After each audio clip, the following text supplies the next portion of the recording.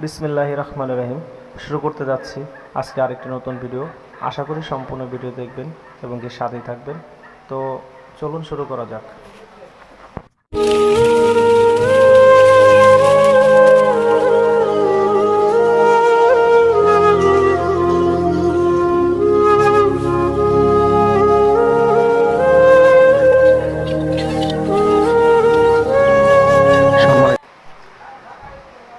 প্রিয় খামারি ও উদ্যোক্তা ভাই বোনেরা, তো শুরু করতে যাচ্ছি আজকে অনেক দিন পর আরেকটি নতুন ভিডিও। তো জানি না ভিডিওটি কেমন হবে বা আপনাদের কেমন লাগবে। তো অনেক দিন পর ভিডিওটি শুরু করতে যাচ্ছি। হয়তো মাঝখানে অনেকটা দিন রেগুলারলি ভিডিওটি ছাড়া হয়নি। অনেকে যারা আমার রেগুলার খামারি বা উদ্যোক্তা ভাই বোনেরা ছিলেন, অনেকে অনেক কমেন্ট করেছেন যে ভাই আপনার ভিডিও কেন আর পাচ্ছি না। তো সত্যি বলতে আমি অনেকটাই দিন ব্যবসার কাজে অনেকটা ব্যস্ততার মধ্যে সময় পার করেছি, তাই প্রতিনিয়ত ভিডিওটি আর ছাড়তে পারি নাই। তো শুধু তাই নয়, একটি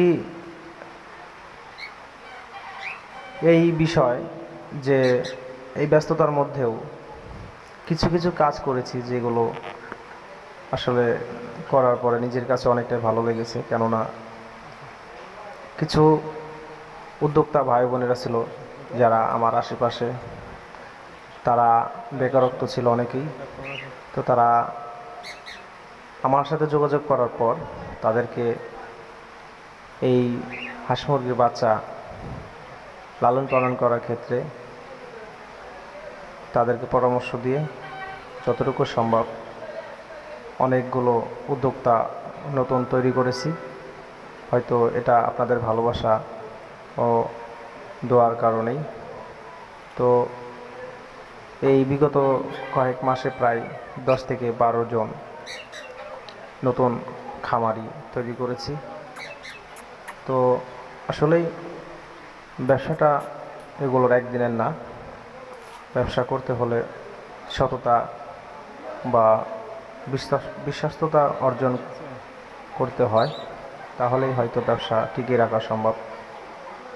তো শুরু করতে যাচ্ছি আজকে আমার সাধারণ ছোট্ট একটি ভিডিও, যেটার মাধ্যমে যারা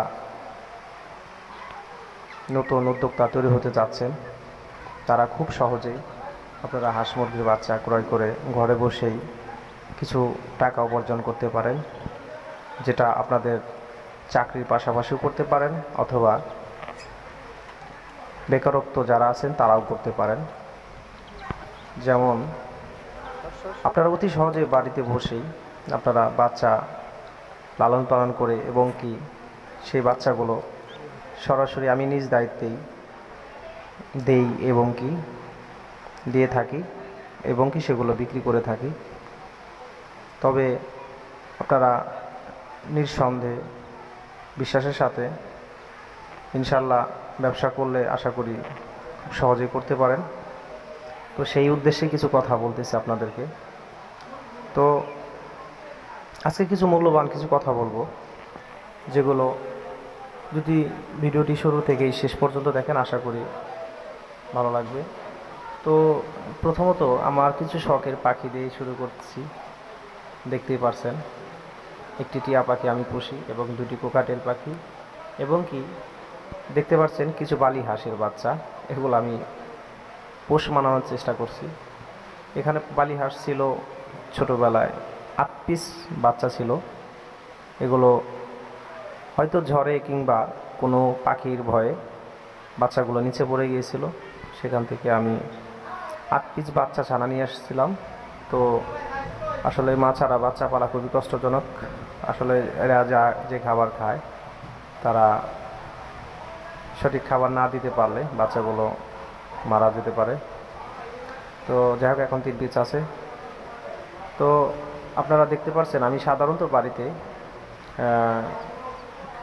কিছু ডিম নিজস্বভাবেই এগুলো ফুটিয়ে থাকি।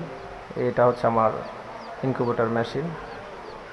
তো এখান থেকে আমি বাচ্চা উৎপাদন করে থাকি। শুধু তাই নয়, এটার পাশাপাশি আমার ম্যানুয়াল 4টা মেশিন আছে। এটা হচ্ছে আরেকটি মেশিন, এখান থেকে বাচ্চা উৎপাদন করে থাকি এবং এই বাচ্চাগুলো 0 থেকে 1 মাস বয়স পর্যন্ত বিক্রি করে থাকি। আপনারা যে কোনো হাঁস মুরগির বাচ্চা নিতে চাইলে অবশ্যই যোগাযোগ করতে পারেন, যেমন টার্কি, তিতির, ফার্মি, টাইগার, কোয়েল ইত্যাদি অনেক জাতের হাঁস মুরগি নিতে পারবেন। চীনা হাঁস, ক্যাম্বেল, বেজিং, তো অনেক অনেক জাতের হাঁস মুরগি নিতে পারেন।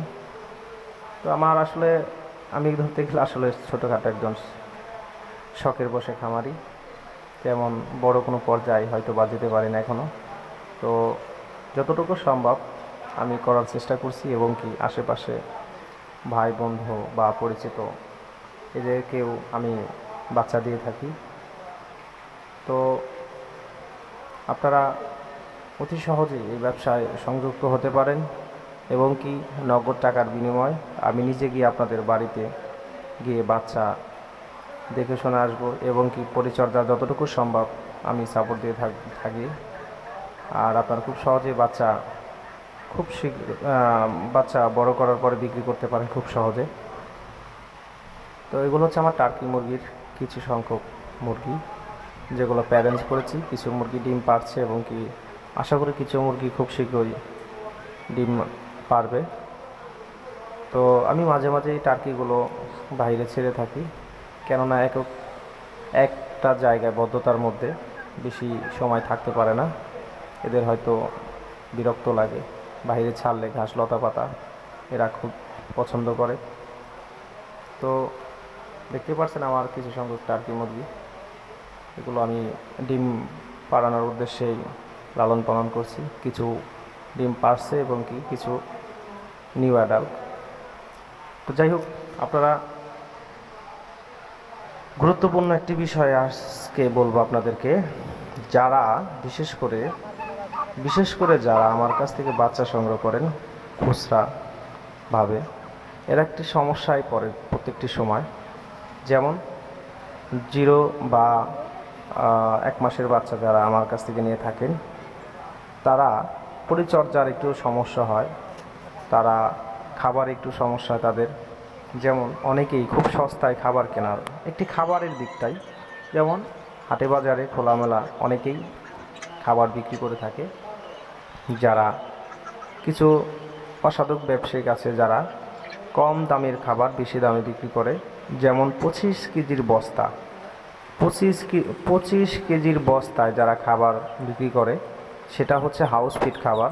যে খাবারটা খেলে বাচ্চা আস্তে আস্তে দুর্বল হয়ে মারা যায়, শুকিয়ে যাওয়ার পরে অটোমেটিক বাচ্চাগুলো মারা যায়।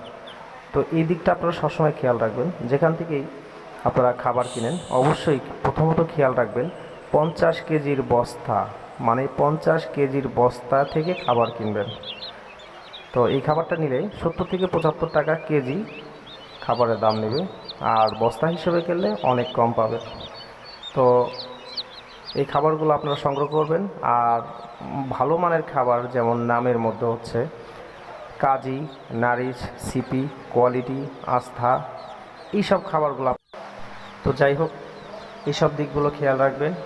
আর অবশ্যই বাচ্চাগুলোর যত্ন করার চেষ্টা করবেন। শীতে বা বৃষ্টির কারণে বাচ্চাগুলোকে তাপ দেওয়ার চেষ্টা করবেন। তো যাই হোক, ভিডিওটা আর বড় করব না। তো ভালো থাকবেন সকল। যাদের ভালো মানের বাচ্চা প্রয়োজন অবশ্যই যোগাযোগ করবেন। তো ভিডিওটি ভালো লাগে অবশ্যই চ্যানেলটি সাবস্ক্রাইব করে রাখবেন, আর পারলে অবশ্যই একটি লাইক দিয়ে দেবেন। আমার কথা ও ভাষায় যদি ভুল টুটি হয়ে থাকে তাহলে অবশ্যই ক্ষমার দৃষ্টিতে দেখবেন। ভালো থাকবেন সকলে। আসসালামু আলাইকুম।